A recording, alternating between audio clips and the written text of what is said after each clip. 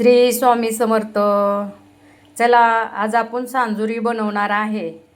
का तर आपण एकादशीच्या दुसऱ्या दिवशी आपल्या कुळदैवतांना गोडाचा निवद दाखवतो. का तर आपली एकादश सोडताना मग म्हणतात ना, बारस सोडायला काहीतरी गोड बनवायला पाहिजे. तर मग आता आपण देवाला ही गोड निवद देतो. तर तुम्ही पण असं गोड निवद देतात का? मला कमेंट करून सांगा. हो, काही तर मी आता गरा घेतलेला आहे. तर ही गरा ना असा जाडसर पाहिजे नव्हता, पण माझ्याकडं आहे म्हणून असा मी बारीक घेतलेला आहे. तर हो काही तर आता मी कढई ठेवलेली आहे आणि इथं मी गूळ टाकून त्या गुळाचं म्हणजे असं पाणी करून त्याचा पाक तयार करण्यासाठी ठेवलेला आहे. तर ती पाक कसा झाला पाहिजे किंवा का अशी तार चढली पाहिजे, जरा थोडी अशी हाताला असं असं चिटकलं पाहिजे, मग तो पाक झाला म्हणायचं. तर आपण आता इथं कढई घेतलेली आहे ना ठेवून, तर ह्यात 2 चमचे आपण गावरान तूप घालूया. घरचं आपल्या गावरान तूप 2 चमचे असं घालून घेऊया. आणि ही गरा आहे ना, तर आपण ही भाजून घेऊया ह्या तुपामध्ये. आता आपण ह्याला सोनेरी कलर येस्तोवर भाजलेला आहे. का तर ह्याला असं एकदम असा वास असतो, ह्याचा सुगंध येतो असा गऱ्याचा. तूप आणि गऱ्याचा जर असा सुगंध आला ना, तर असं समजायचं की आपला गरा आता भाजलेला आहे.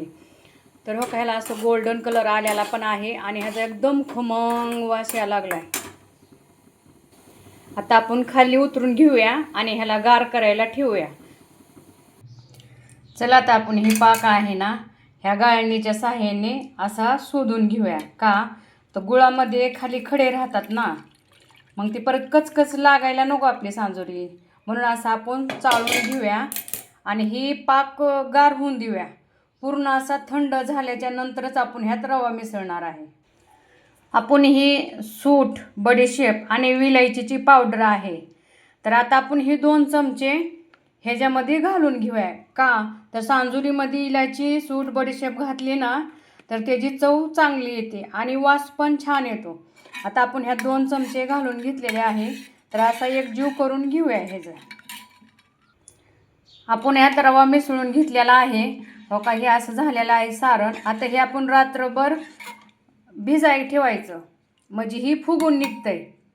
मग आता आपण ही रात्रभर झाकून असंच ठेवणार आहे आणि सकाळी आपण ह्याची सांजुरी बनवणार आहे. आपण इथं सांजुऱ्याला गव्हाचं पीठ असं चाळून घेणार आहे. तर आपण एवढं गव्हाचं पीठ घेतलेलं आहे. त्यात आपण चवीनुसार मीठ टाकून घेऊया. आता आपल्याकडं मैदा नाही ना, त्याच्यामुळं आपण गव्हाच्या पिठाची सांजुरी बनवणार आहे. तर आपण असं थोडं थोडं पाणी टाकून मळून घेऊया.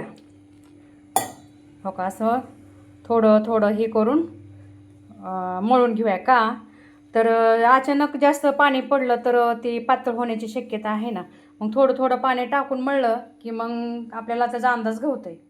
आता आपण तेल टाकून घेऊया, म्हणजे कसं तेल टाकून मसळले की जरा मऊ राहते आणि मग सांजुरी पण अशी मऊ होईल ना. मग आता आपण तेल टाकून थोडं असं तिंबून घेऊया आणि 15 मिनटं ह्याला झाकून ठेवूया, म्हणजे पीठ मुरलं की सांजुरी चांगली होईल.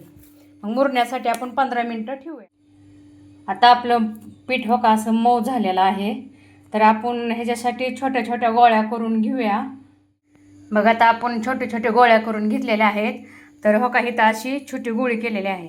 तर आता आपण हिला लाटून घ्यायची. आता हो का, आपण अशी लाटून घेतलेली आहे. तर आपण हो का, इथं सांजुऱ्याचं पीठ आहे. तर आता आपण हे याच्यावर घालून घेणार आहे. हो का, असं पीठ घालून घेणार आहे ह्याच्यावरती. हो का, हे सांजुरीवरती असं पीठ घालून घेणार आहे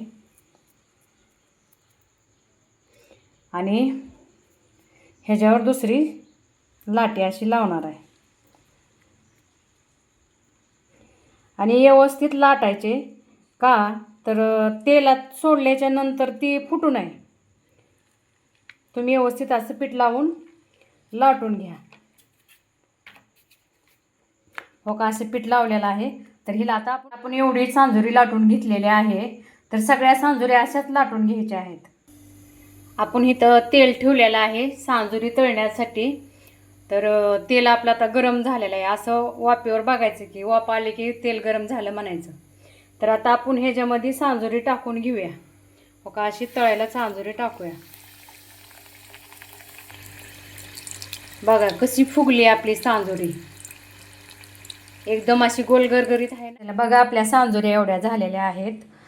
तर पूर्वी काळात काय व्हायचं की नवीन नवरी आणायला जायचं म्हणलं ना तर सांजुरीची शिदोरी घेऊन जायचे लोक. आता सांजुरी कशाला म्हणतात हे माहीतच नाही. मग पहिल्या काळातली आपण म्हणलं एक बनवून बघावी सांजुरी आणि आपण ब्लॉग टाकावा असं वाटलं म्हणून मी ही सांजुरी बनवलेली आहे. जर तुम्ही माझ्या मैत्रिणीनो नक्की एकदा ही सांजुरी बनवून बघा आणि तुम्हाला जर माझी ही डिश आवडली असेल तर तुम्ही मला कमेंट करा, फॉलो करा